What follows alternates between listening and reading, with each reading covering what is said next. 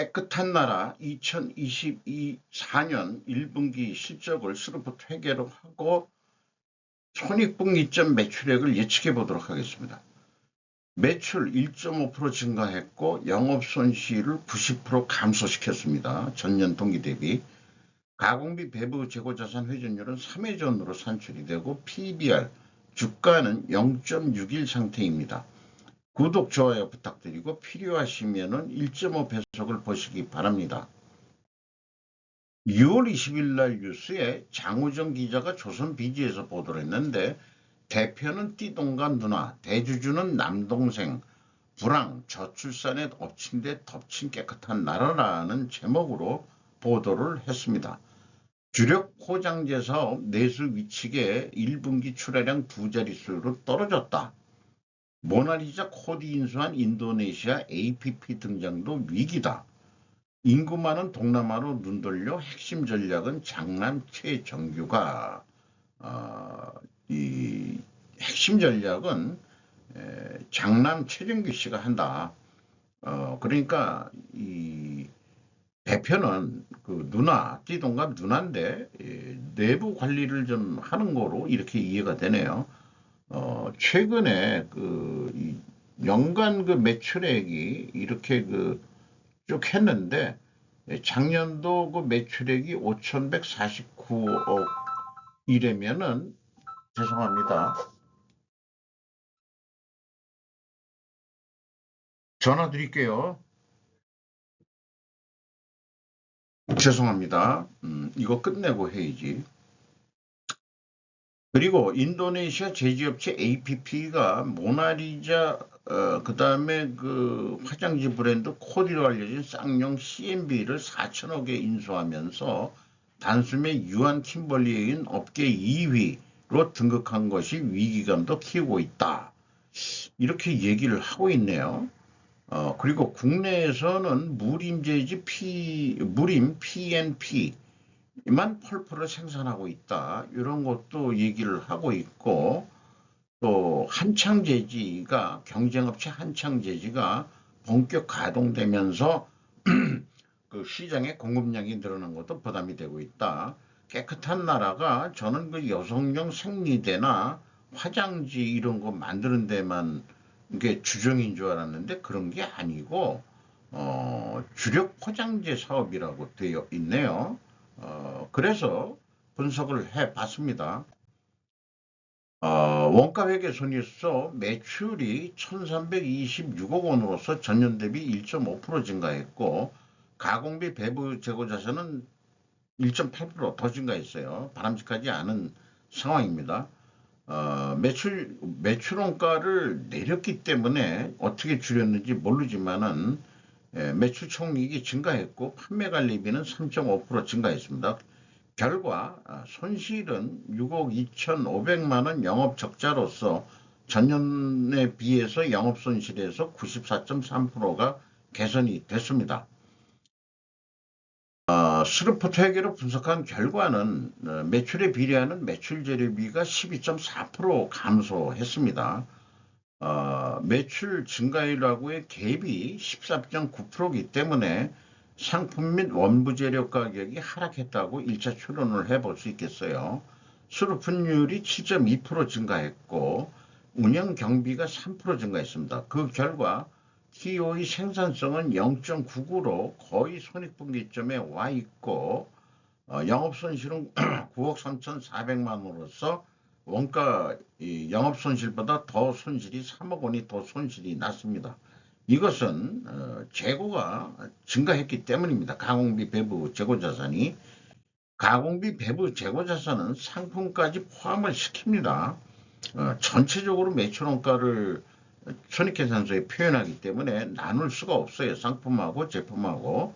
그래서 이렇게까지 표현할 수밖에 없는데 상품이 증가했지 제품은 감소했습니다. 상품에는 가공비가 배부가 안 되는 거긴 하지만은 분석을 할 방법이 없기 때문에 이걸 포함해 가지고 6억 6천만 원이 증가했다고 해석할 수밖에 인식할 수 없게 밖에 없는 거죠. 어차피 상품을 취급해서 가공비를 그쪽에 배부 안 한다 하더라도 결국 상품을 핸들링 하는 데는 그만큼 또 어, 비용이 들어갔다고 인식할 수밖에 없는 거죠. 이렇게 말씀을 드릴 수 있겠고, 그래서 비성분을 분석한 결과는 재고 자산의 변동이 2억 9,700만 원인데 플러스면은 재고가 감소했다는 얘기고요. 원부 재료 매입액으로 되어 있습니다. 그런데 여기에 이제 상품 매입액도 표현이 돼야 되는데 그게 없어요. 그러니까 여기 안에 상품 매입액도 들어가 있을 겁니다. 어떤 회사는 독자적으로 상품 매출 원가라고 표현하는 회사도 있죠. 가공비가 배부되는 것만 여기 재고자산의 변동을 하고 기업마다 이게 원칙이었기 때문에 할 때마다 이런 것도 왜 표준화가 안 돼 있는지 모르겠어요. 그러니까 원가 회계를 근본적으로 문제가 있는데 그 다른 거에만 다 그 주변을 올리고 본류에 대해서는 그 기본 그 원가 회계의 어떤 표준이 아주 그 정해져 있지 않은데 그런 세상에 우리가 지금 살고 있다는 것을 사람들은 잘 모르죠.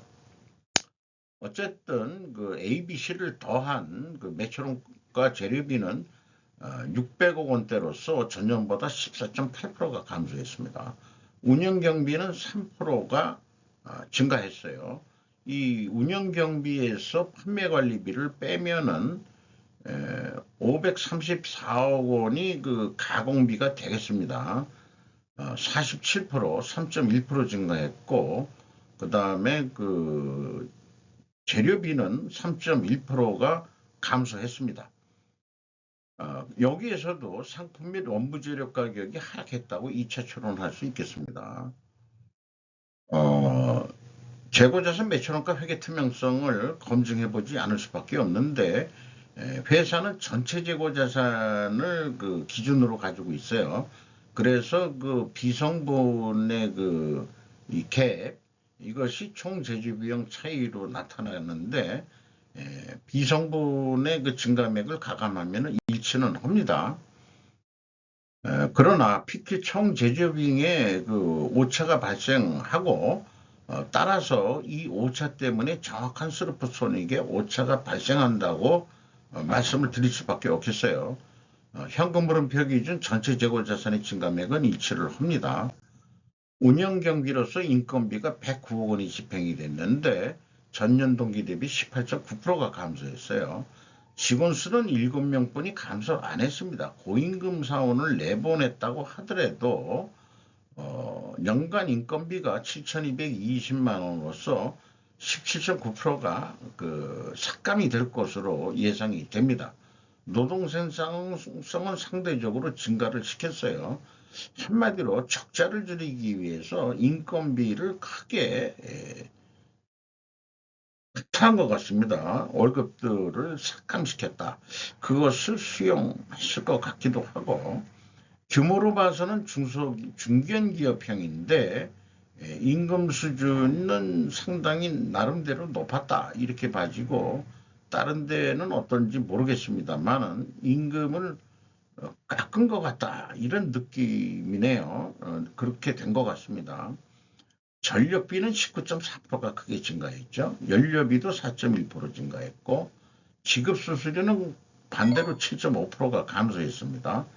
인건비가 18% 삭감될 것으로 보입니다. 경영평가 지표로서 재고 회전율은 떨어졌고 수루픈율은 상승을 했어요. 이렇게 역방향이면은 분식회계 개연성 가정을 세웁니다. 그리고 이자 부채 레버리지율은 63%로 경영권 방어선 50%를 초과했습니다. 이 경영간섭을 지금 받는데 이 이자 부채는 차입금 및 사채로 돼 있어가지고 사채까지는 아닐 것 같아요. 63%가 넘었어도 지금 경영권을 유지하는 것은 사채 금액이 더 많은 거 아닌가 이런 생각도 있습니다.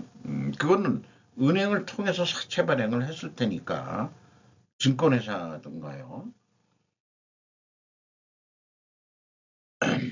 그래서 4분면 매트릭스표에 좀 인식하기 편하기 위해서 한 건데, 역방향인데 그 두 가지 경영평가 지표가 최고 회전율 하락했고 스루픈율이 상승했으면 역방향의 분식회계 개연성 가정을 세웁니다. 이것을 반증하려면 원재료 가격이 상승해야 되고 판매 가격도 상승해야 됩니다. 또한 수량으로 회전율을 산출해서 하락했어야 돼요. 재고가 증가했어야 됩니다. 그래서 원재료 가격을 보면은 상승했냐? 아니다 이거예요. 4.1% 내려갔어요. 펄프하고 고주가 있는데 매입 비중이 마침 있습니다. 그래서 매입 비중을 계산하면 4.3%가 내려갔어요. 그리고 제품 가격은 산업용지가 있고 특수용지인데 이 특수용지가 우리 소비자들이 많이 보는 거고 산업용지의 이 매출 비중하고 그 다음에 특수용지 비중하고 거의 유사하네요. 어쨌든 산업용지 가격이 인상이 됐고 특수용지 그 일반 소비자들이 보는 화장지라든지 이런 것들은 내려갔습니다. 가격이. 그래서 전체적으로 2.9%가 상승이 됐습니다.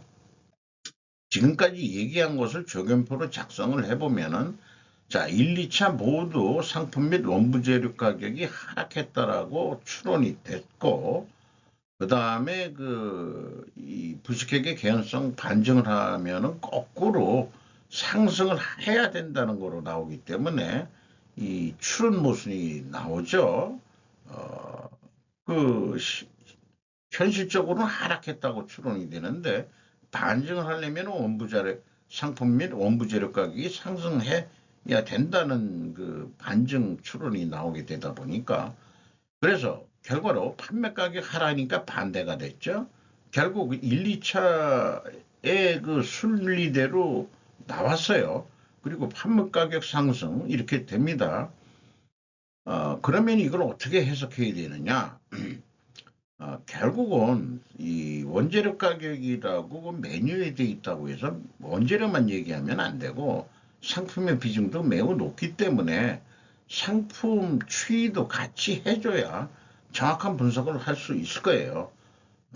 그러니까 기업들도 한국은행한테 물가 통계 제대로 하라 이렇게 비판하기 이전에 기업부터 원재료라고 그러면은 상품을 취급하면은 원재료 및 상품이라고 그러니까 선생이 바람풍이라고 해도 학생이 바람풍이라고 발언을 해야지 이게 말꼬리 자꾸 하는 거나 마찬가지예요. 그러니까 기업 비밀을 자꾸 얘기를 안 하고 싶은데 어떤 기업은 상품만이 아니고 외주 가격이 그 제품 만드는데 큰 비중을 차지하는 자기 직영 생산이 아니다 이 말이에요. 거의 외주하는 기업들, 의류업체들 이런 데는 외주비 가격까지 단가 추이는 얘기 안 했지만 매입 가격까지 상품 매입 가격도 다 공개하는 회사들이 있습니다. 자, 그 손익분기점 예측은 스루프트 회계로만 하겠습니다. 이게 스루프트 회계는 운영비용 기준으로 해서 먼저 계산을 해봅니다. 적자가 9억 3,400만 원인데 이걸 제로로 만든다면은 마이너스 100% 하고 또 300%는 연간 1 플러스 300% 해가지고 이 운영 경비를 그 스루펀율로 나누면은 매출액이 나오게 됩니다. 그리고 이 수준에 맞추기 위해서 매출 재료비를 약간 305% 정도 올리면은 분기마다 이렇게 계속해서 올라간다는 거죠. 그러면은 유사하게 나올 때까지 이걸 시뮬레이션 해볼 수 있습니다. 엑셀 시트로 입력을 하면은 이렇게 좀 된다. 그러면은 우수리 떼고 이건 뭐 단가라고 얘기한다면은 아니 그냥 그 매출액으로 얘기하죠. 5,360억을 하게 되면은 한 11억 원 적자로 우수리 깎여가지고 그렇게 됩니다. 그래서 적자는 면해야 되니까 그 방법론은 판매 단가 이런 거를 그대로 놔두고 한다면 재고 회전율을 상승시키는 방법을 저는 제안을 하는 거죠. 12.5% 아니 12.5회전 4.4% 좀 더 노력을 해야 됩니다. 어떻게 해야 될지는 뭐 영업이 마케팅을 해야 되겠죠. 성공을 한다면은 매출은 5,600억이 되고 그렇게 그 매출을 그 4.4% 올리기 위해서 매출 재료비를 스루풋은 매출에 비례하는 매출 재료비니까 계산하기가 편하죠. 매출원가하고 틀려가지고 그러면은 운영비용비가 얼마나 더 올라가겠느냐. 어쨌든 생산이 끝났다고 한다면은 그러나 생산은 계속 돌아가야 될 거예요. 어쨌든 1.5% 여기 운영 경비율 생산 재료 비율 증가율에서 운영 경비율을 곱한 게 1.5% 정도. 이게 맥시멈 이 금액이 딱 들어간다기보다는 이 범위 내에서 돈을 쓰라는 그 승인을 이걸 초과하면 안 된다고 얘기해야 되는 거죠. 그래서 맥시멈 쓰는 금액이 44억 원을 더 쓴다면은 영업이익이 93억 원이 는다. 거의 더블은 는다. 그렇다면은 그 길은 가야 되는 길이고 그런 의사결정은 스루프트계를 할 수 있다. 이런 얘기를 할 수 있겠고요.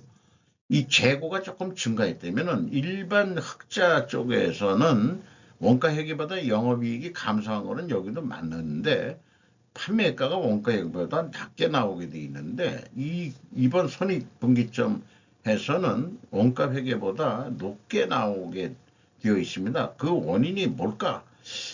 그래서 특별 원인 변동을 곰곰이 생각해 봤는데 이게 적자다 보니까 손익분기점을 재산정 하는 그런 것 때문에 이 일반 카테고리에는 안 들어가는 그렇게 해서 예외적인 사항들을 자꾸 연구하게 만들고 있어요. 이런 것도 좀 분석을 하고 예측을 할 때 계속 어떤 그 연구 과제가 되겠습니다. 적자 기업을 손익분기점까지라도 어떻게 올릴 거냐 할 때 여러 가지 생각해 볼 수 있는 그런 연구 과제가 되겠습니다. 현금 재무지표에서는 프리캐시 플로우만 말씀드리겠어요. 채권자가 257억 원, 258억 원을 더 차입을 대출을 해줬습니다. 그래서 레버리지율이 63%, 3% 정도 올라갔습니다. 이자율이 약간 낮게 나오는 것은 사채 이자가 싸기 때문에 그런 것 같습니다. 이익배당 생각할 수가 없고요. 그렇습니다. 아마 이 차입금이 비중이 더 높다면은 50%가 만약에 넘었다면은 채권은행이 아마 한 군데는 아니겠지만은 제3자에게 기업을 팔 수도 있는 그런 경영권이 휘청거리고 있다. 깨끗한 나라가 이렇게 좀 말씀드릴 수 있을 것 같아요. 주가는 3,125원으로서 전년 동기 대비 305원이 상승했고 PBR로서는 0.61이 되겠습니다. 약 7%가 상승했습니다.